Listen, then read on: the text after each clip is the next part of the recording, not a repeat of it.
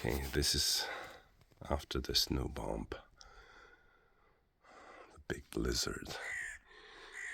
So this year, as I already have told you, we've got snow, a lot of snow, and early in the year, in November.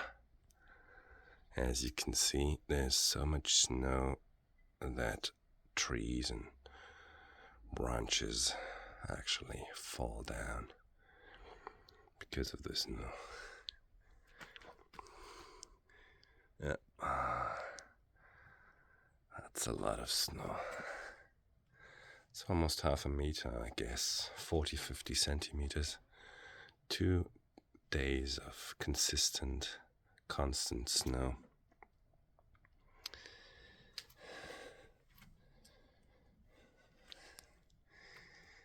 Yep, so this is November. Well, actually today is the 2nd of December, 2023.